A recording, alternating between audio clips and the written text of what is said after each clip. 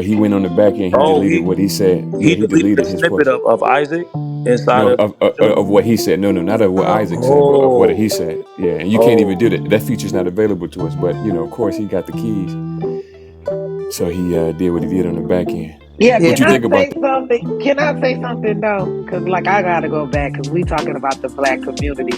Because we could talk about somebody else's app unless you building an app. I think like I definitely do have to ask a question because I am this person though.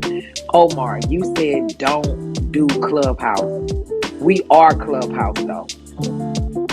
Like, and I think that's like to me. I think that was an insult. I think that you're acting like the people that y'all say y'all don't want to hear from, the ones that think they are like above the notion, because Clubhouse is what's here now. We are Clubhouse, so when you say don't act Clubhouse, it's kind of weird. No, I'm not saying that, but you know What what up, I'm saying. everybody? Like, just certain. Lou, don't do me. Don't do me. Hey, what up, Queen Cuts? Lou, Lou, did you face What up, somebody? everybody? Y'all funny. Did you pay somebody to come to fan base, Lou? Fanbase Corntel Pro, man. This shit crazy, man. They said, This hey, they one, said I you was make spooked me upset by the so door, Lou, sick. man. They say Fanbase, bro. They say Duran and Isaac paid me 10 bands, man, and this shit crazy. I mean, I take it. I don't want it, but I That is take it. But crazy. God damn. Your ass, you know they got a story about you. They say you are the poster boy for for fan base now. Shit, man, when you invest in something, you know what I'm saying, and you gonna get some equity and some shit, that's what happens sometimes, That man. You know part. what I'm talking about? Shout out to you, Lou, man. Shout out to what you're doing, man. And shout out to just the movement, man. You know what I'm saying? The fact that you forced the app to crash last night, man. For real. You had people up just looking at the success of what an app going, man, and just everybody understanding that shit at the same time, man. So it's just dope as hell, bro. Don't not is on the damn app. I can't believe this shit. Don't not. You came over to fan base? Nice. You been over here? Hold on. Did not been over here before. Hold on. You know what? Hold on. Did not. You know what? Did not. You. I'm glad you're here. Check this out. So I'm listening to your ass in a room one day, talking shit like you usually do. All right.